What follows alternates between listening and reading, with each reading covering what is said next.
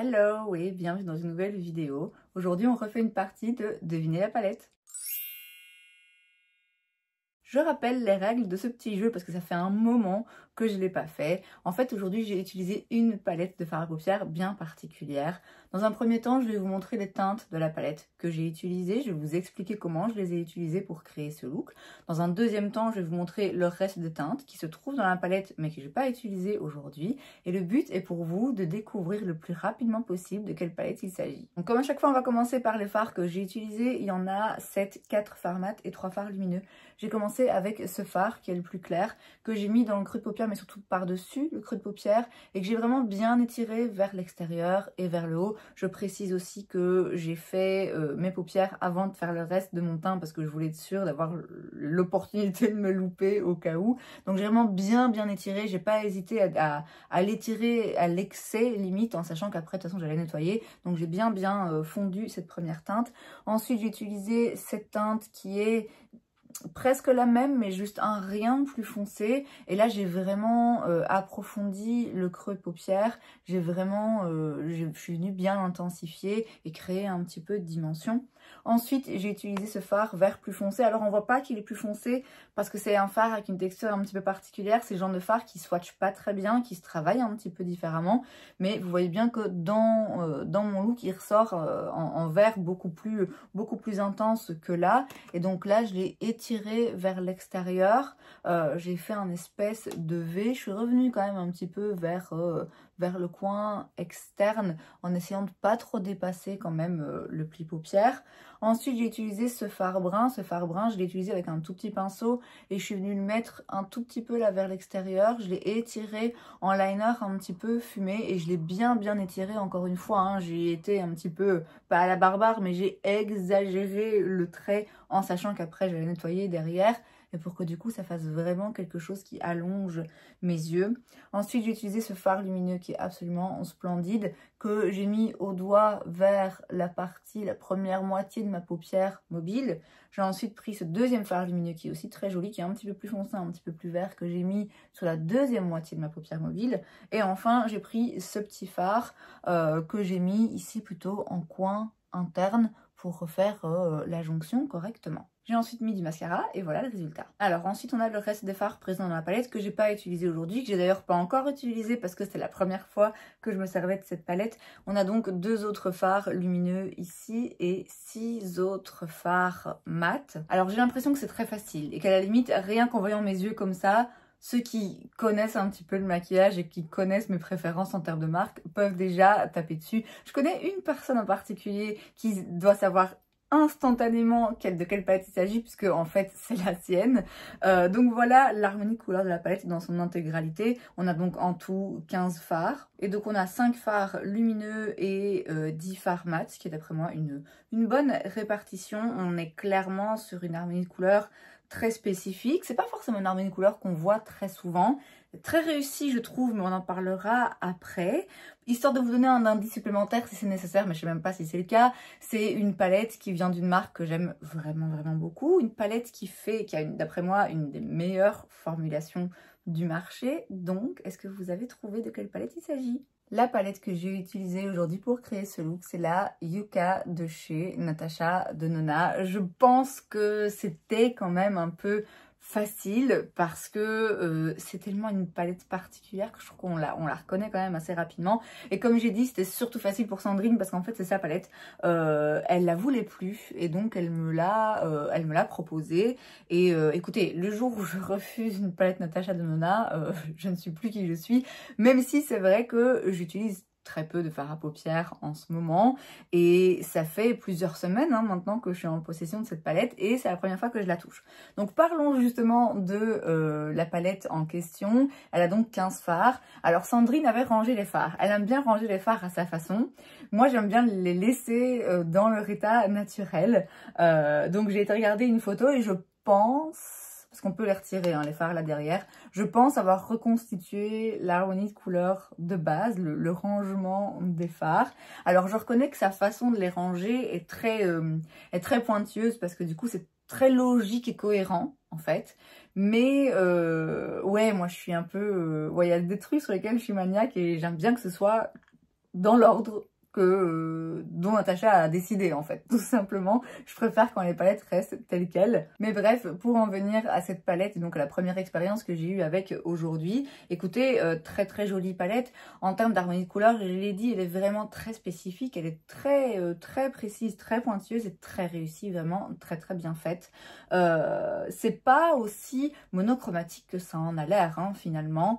Et il y a vraiment des couleurs ici où on pourrait se dire, ok, qu'est-ce que ça fait là, qu'est-ce que ça fait là, mais en fait justement c'est vraiment des couleurs je trouve qui peuvent inspirer à faire des looks différents, à faire des contrastes et qui offrent justement un petit peu de diversité et qui en fait une palette qui n'est pas juste monochromatique et où c'est juste les dégradés d'une même couleur finalement. Il y a vraiment de la variété en fait dans cette palette, bien que il y ait aussi quelques fards qui soient très similaires, notamment le fard, s'il est au bon endroit, Acacia et Tipu, ils sont quand même vraiment très similaires. Vous les avez bien vus hein, dans les swatchs, il y a une petite différence.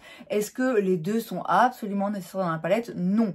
Mais au-delà de ça, je trouve que vraiment chaque couleur a sa place, chaque couleur remplit un rôle et ça en fait une palette qui, tout en étant dans une harmonie de couleurs, dans des tons bien précis, offre quand même de la diversité et offre un certain contraste. Et ça, je trouve que c'est quand même difficile à faire et que ça reste cohérent, quoi. Quand on voit la palette, on se dit pas non plus, waouh, il y a un truc qui fait cloche. Non, tout de suite, elle attire le regard. En tout cas, moi, tout de suite, elle avait attiré mon regard, justement parce qu'elle a vraiment quelque chose de spécial. Et dans le monde du make-up complètement surchargé qu'on connaît ces dernières années, c'est compliqué. Hein. C'est compliqué et c'est rare de faire une palette qui sort vraiment de l'ordinaire. Et je trouve que c'est le cas de celle-ci pour l'harmonie de couleurs. Il n'y a aucun doute là-dessus. Je trouve que ça offre aussi un petit peu de variété dans le genre de look qu'on peut créer, puisque là aujourd'hui, bon clairement j'ai fait un truc bien coloré, bien intense, mais on a quand même des teintes un petit peu plus nude, et même dans les lumineux, on a un lumineux qui est magnifique, il y a des très beaux reflets, mais qui peut quand même être un petit peu plus discret. Alors c'est pas pour moi forcément une palette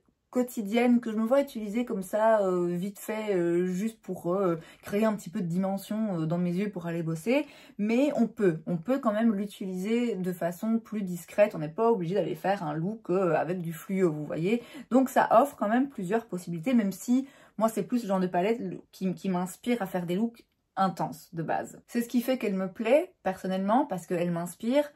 Et en même temps, c'est ce qui fait aussi que je vais peut-être pas l'utiliser hyper souvent. Preuve en est, je vous l'ai dit, je l'ai utilisée aujourd'hui pour la première fois, ça fait des semaines qu'elle est dans mes tiroirs, alors que j'ai eu des occasions, mais c'est vrai que globalement, je vous le dis, en ce moment, les fards à paupières, c'est pas quelque chose qui me parle. À la limite, comme j'ai dit, deux petits fards vite fait juste pour créer un petit peu de dimension à mon regard et c'est tout. Mais c'est vrai que faire des looks comme ça vraiment travaillés et intenses, c'est moins ce qui me plaît en ce moment. Or, c'est à ça que ça me fait penser cette palette quand je la vois.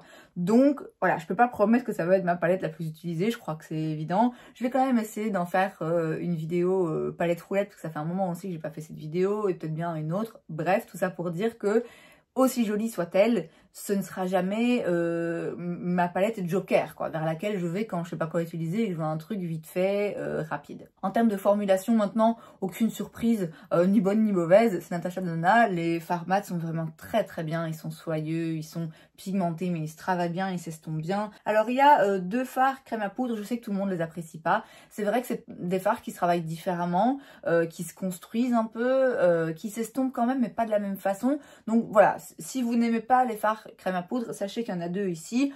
Deux, c'est pas non plus exagéré.